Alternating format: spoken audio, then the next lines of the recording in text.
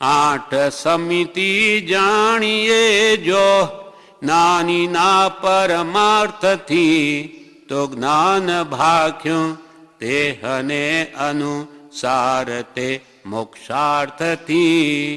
નિજ કલ્પનાથી કોટી શાસ્ત્રો, માત્ર મનનો આમળો, જીનવર કહે છે જ્ઞાન તેને સર્વભવ્યો સાંભળો.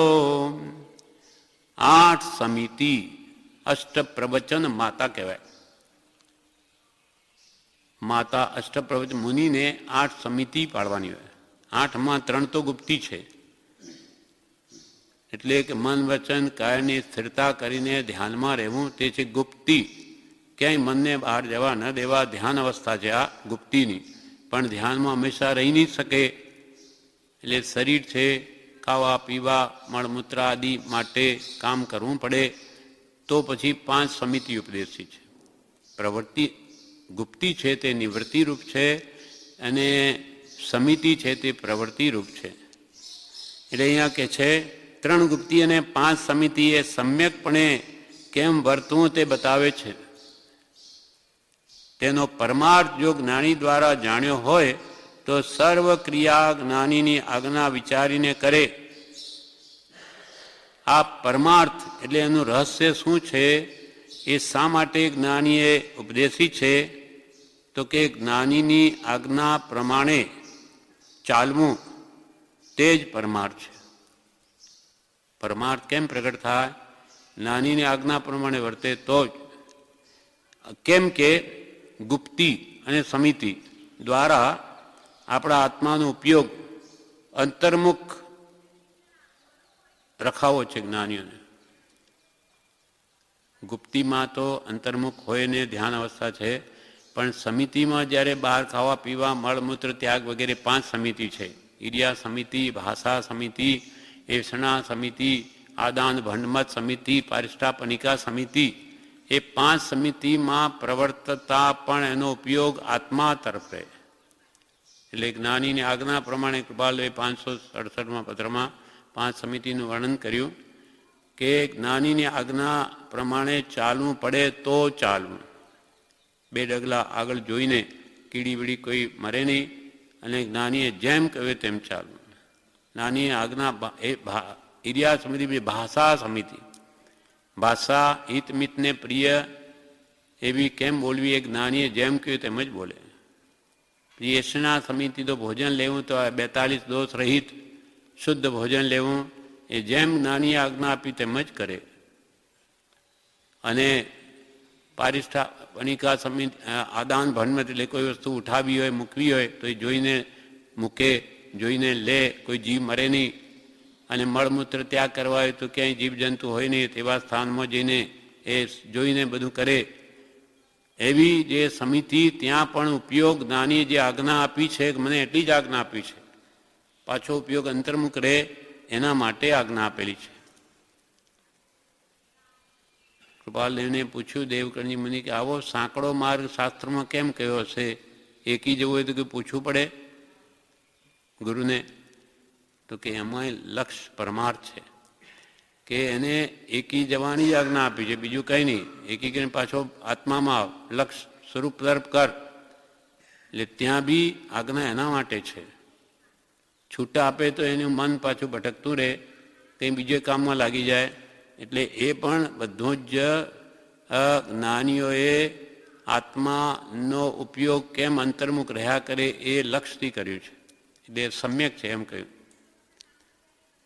8 સમિતિ જાણીએ જો જ્ઞાનીના પરમાર્થથી, જ્ઞાનીએ શા માટે એનો આશય છે એ જાણી લઈએ તો જ્ઞાન ભાક્યું તેને, તો તેને જ્ઞાની પુરુષોએ જ્ઞાનનું કારણ ભાક્યું છે, એને જ્ઞાન થાય.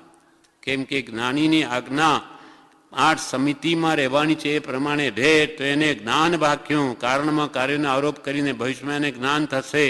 અનુસાર તે મોક્ષાર્થથી, પણ એનો અનુસાર એટલે આશય મોક્ષ ન હોવો જોઈએ. સર્વ દુઃખથી છૂટવાનો જેને આશય માત્ર મોક્ષનો, એના માટે આ સમિતિ ભાખી છે.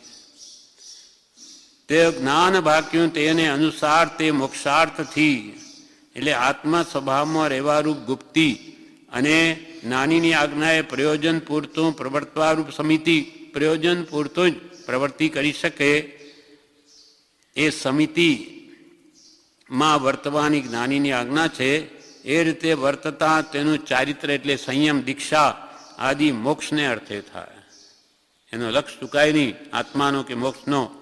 ત્યાં આત્મામાં સ્થિતિ કરવારૂપ જ્ઞાનીનું અંજન મેળવણ આવે તો સંવર થાય. મને જ્ઞાની એટલી જ આજ્ઞા આપી છે એવો લક્ષ હોય તો એ નવા કર્મ આવતા રોકાય. ત્યારે મોક્ષાર્થને અનુસરીને બધું લેખે લાગે. જ્ઞાનીની આજ્ઞા જ્ઞાની જાણે છે, જ્ઞાની પુરુષ કે આપણું કલ્યાણ સામા છે, એ જે કેમ કરીએ તો કે જે બધું લેખે લાગે. પણ પોતાની કલ્પનાએ નિજ કલ્પનાથી કોટી શાસ્ત્રો, જ્ઞાની આજ્ઞા આપે તેમ કરીએ તો બધું જ કલ્યાણરૂપ, અને નિજ કલ્પનાથી કોટી શાસ્ત્રો.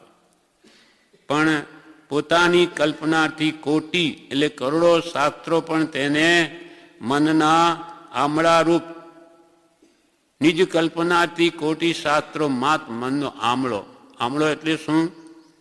મનના આમળારૂપ એટલે મગજમારી અથવા અભિમાનનું જ કારણ થાય. ખોટી અને અહંકાર બધે કે મેં તો કેટલા શાસ્ત્રો વાંચ્યા, એટલે અહંકાર ને અહંકારમાં જ રહ્યા કરે. અને ખોટી મગજમારી એટલે કે જ્ઞાન ન હોય તો અનેક સંકલ્પ વિકલ્પ વધે. આમાં આમ કહ્યું, ફલાણામાં આમ કહ્યું, કેટલું સત્ય હશે, શું હશે, અનેક કારણો ઊભા થઈ શકે. અને તે જ્ઞાન તેને મોક્ષ માર્ગમાં વિઘ્ન કરતા પણ થાય. આડું આવી જાય ને મોક્ષ કરવાની દે, કેમ કે અનેક સંકલ્પ વિકલ્પ વધી જાય. ગુરુ એનો નિચોડ કાઢી જ્ઞાની પુરુષ આપણને કેમ કરવામાં સાર છે. બાકી તો આપણે શાસ્ત્રોનો પાર પહોંચી શકાય એમ નથી. વિશ્વવિજયજી મહારાજ જેવા એટલા બધા કાશી જઈને બધા ભણી આવ્યા, જ્યારે આનંદગંજીને પૂછ્યું ત્યારે આનંદગંજી કે આ ધમ્મો મંગલ મુક્કીટમ 10 વૈકાલીની પેથી ગાથાના અર્થ કરો.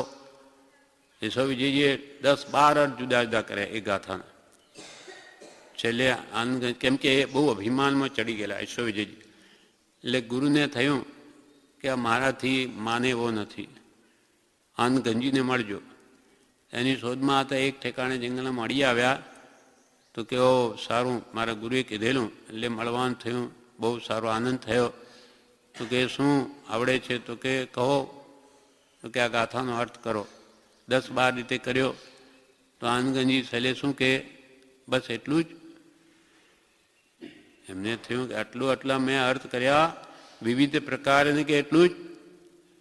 તો કે આપ કરો.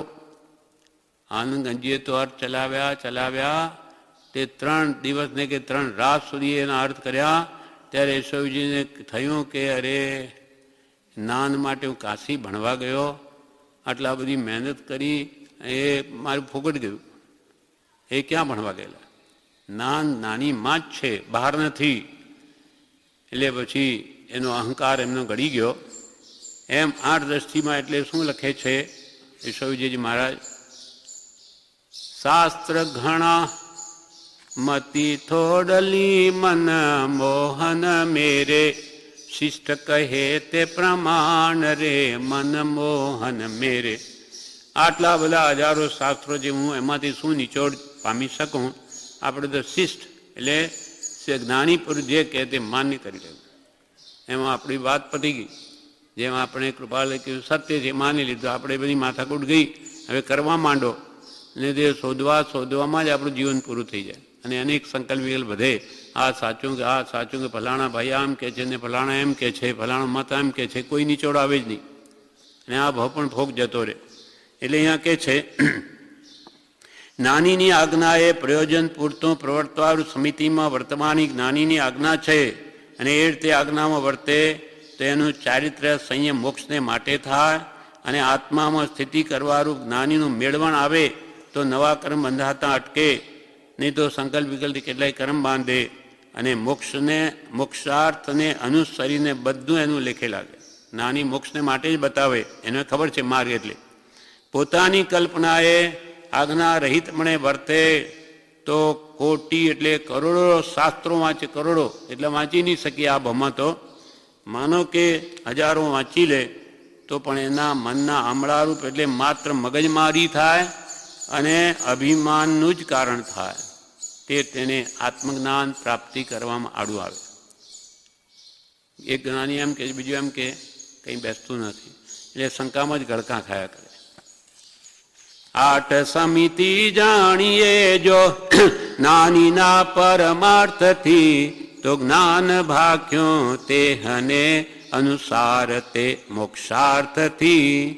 નિજ કલ્પનાથી કોટી શાસ્ત્રો, શાસ્ત્રીય જ્ઞાનને જ્ઞાન માની બેસે. ઘણું બધું વાંચે ને તો કે હું તો એ બધું, મને તો બધું જાણી લીધું. માટે ચેતાવ્યા છે કે શાસ્ત્રીય જ્ઞાન એક સમી જ્ઞાન છે, એ જ્ઞાન એને માની લેવાય નહીં. મોહનીય કર્મનો દર્શન મોહનો વિભાગ ઘટીને મિથ્યાત મન થાય તો એને આત્માનું જ્ઞાન થાય, ત્યારે જ સાચું જ્ઞાન ગણાય. ભલે કંઈ નહીં આવડતું હોય પણ એનો મિથ્યાત્વ ઘટીને જો એને જ્ઞાન થઈ ગયું તો એ મોક્ષે જશે અને ઘણા નવપુર ભણેલો રહી જશે. જ્ઞાન છે તે આત્માની ઓળખાણ કરવા માટે છે. નિજ કલ્પનાથી કોટી શાસ્ત્રો, માત્ર મનનો આમલો જીનવર કહે છે જ્ઞાન તેને સર્વભવ્યો સાંભળો. હવે 7મી ગાથામાં કહે છે